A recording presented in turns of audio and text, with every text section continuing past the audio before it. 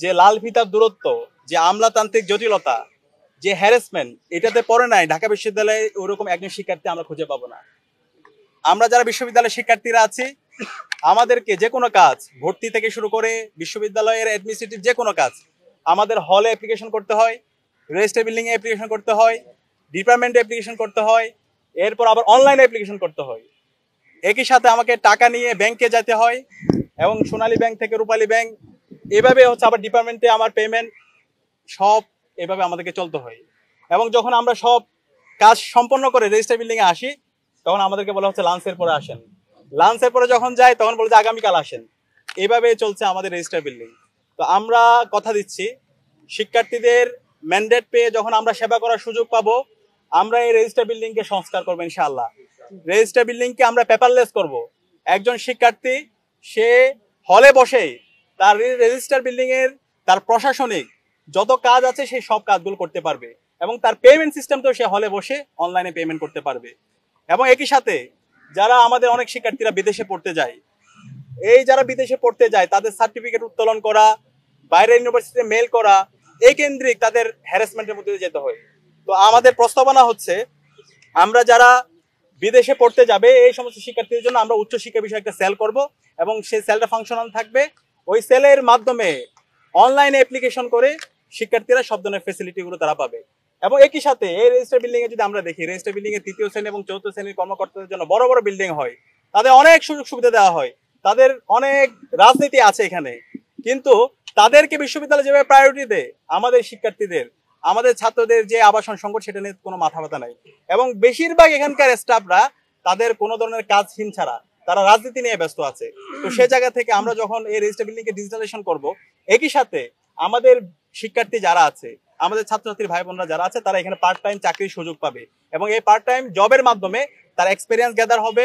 এর পাশাপাশি তার বিভিন্ন এক্সপিরিয়েন্সের মাধ্যমে তার ভবিষ্যতের যে লিডারশিপ কোয়ালিটি সেটা ডেভেলপ হবে। আর আমরা বলতে চাই, আমাদের যে আমরা গতকাল থেকে প্রচারণা শুরু করেছি, এবং আমরা বারবার বলে আসছি, আমাদের নির্বাচন কমিশনারের একপাক্ষিক আমরা আচরণ দেখতে পাচ্ছি। আমরা বারবার বলছি, একটি সুস্থ ফ্রি ফেয়ার ক্রেডিবল ইলেকশনের জন্য লেভেল প্লেইং ফিল্ড এনশিওর করা, সেটা হচ্ছে সবচেয়ে গুরুত্বপূর্ণ কাজ। কিন্তু বিশ্ববিদ্যালয়ের প্রশাসন, আমরা দেখতে পাচ্ছি একটা ছাত্র সংগঠনকে তারা ফেভার দিচ্ছে। আমরা গতকাল আপনারা দেখতে পেয়েছেন, আমরা ফুল দিয়ে শিক্ষার্থীদেরকে বরণ করে নিয়েছি এবং শিক্ষার্থীদের উচ্ছ্বাস দেখতে পেয়েছি।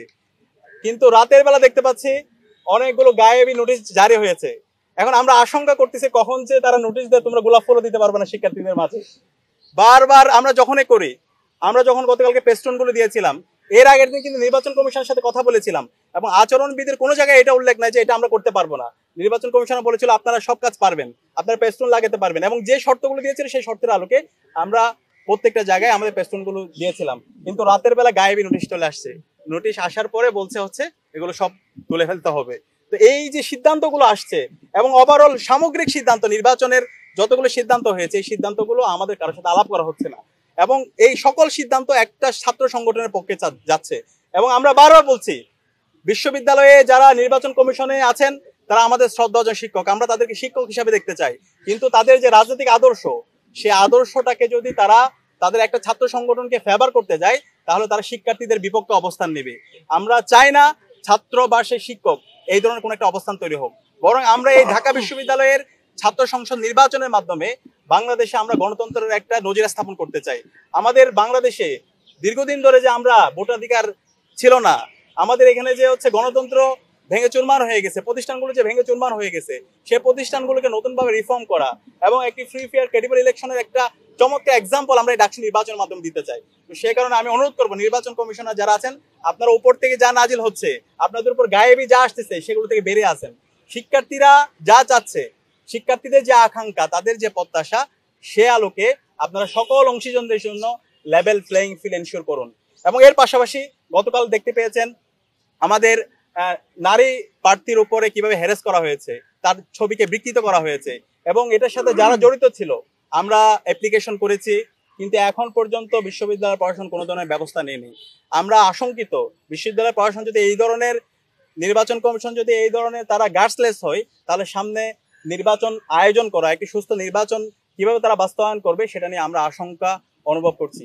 আমরা অনুরোধ করব নির্বাচন কমিশনকে যারাই নির্বাচন বানচাল করার চেষ্টা করছে, যারা বিভিন্ন ধরনের অস্থিরতা তৈরি করার চেষ্টা করছে, যারা বিভিন্ন ধরনের বিভাজন তৈরি করার চেষ্টা করছে, যারা আচরণবিধি লঙ্ঘন করছে, তাদের বিরুদ্ধে আপনারা ব্যবস্থা নেন, তাদের বিরুদ্ধে আপনারা দৃষ্টান্ত স্থাপন করুন। এবং সে জায়গায় আমরা যারা আছি সকল ছাত্র সংগঠন আমরা আমরা তাদেরকে সহায়তা করব।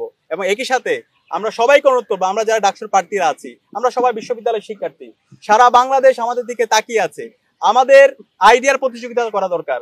আমরা কেমন ঢাকা বিশ্ববিদ্যালয় চাই সেটার রূপরেখা আমাদের বিশ্ববিদ্যালয়ের শিক্ষার্থীদের সামনে পেশ করা দরকার।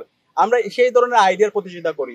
একই সাথে আমরা আমাদের যে বিগত সময়ে আমাদের যে লড়াই ছিল এবং গত 1 বছর জুড়ে আমরা শিক্ষার্থী যে বান্ধব যে কাজগুলো করেছি, সেই কাজগুলো আমরা শিক্ষার্থীদের সামনে নিয়ে আসি।